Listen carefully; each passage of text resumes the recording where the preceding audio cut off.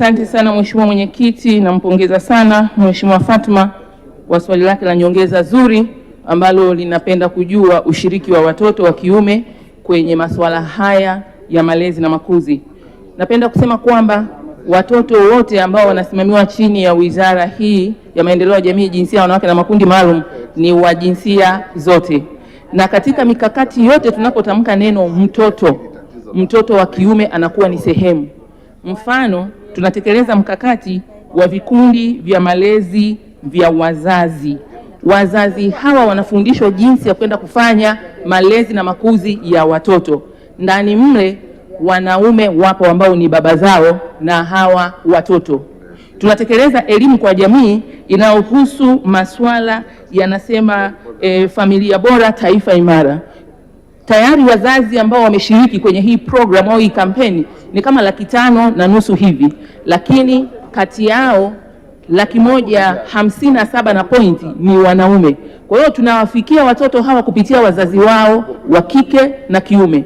Lakini tukienda mashuleni tuna madawati ya ulinzi wa watoto.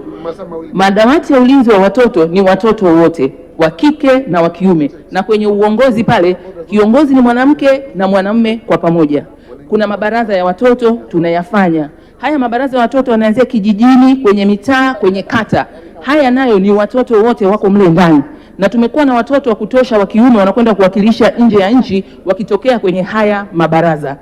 Ukiangalia sheria ya mtoto ilivyojengwa inamshughulikia mtoto wa kike na wa kiume.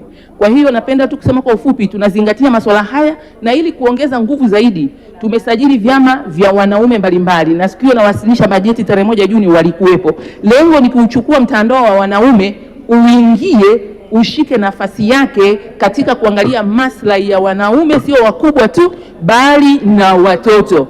Na hapa Mheshimiwa Baba Levo tunatarajia kumteua awe balozi wa wanaume. Lengo ni kwamba kupitia uwezo wake wa kuzungumza nao na kushirikiana nao watuletee zile hoja, wapi tuna miss point katika kusuka mikakati yetu. Hili linakwenda sambamba na Mheshimiwa Kampala pia. Hawa tumewaona wanaweza wakatusaidia sana kwenda vizuri kwenye hii wizara, ili hili swala mwishowe lipate majibu ya kutosha na ya kina yanayowaridhisha wabunge wa Jamhuri ya Muungano wa Tanzania. Sasa ni simple tu, waone Viva Promotion kwa mahitaji ya printing aina zote, kama vile mabango size zote na aina zote, 3D, 2D na banners, vibao vya maofisini au sehemu za biashara kama hoteli, lodge na kadhalika. Viva Promotions wana print t-shirt na jezi, wanafanya branding ya ofisi kuipa muonekano wa nje wa kuvutia.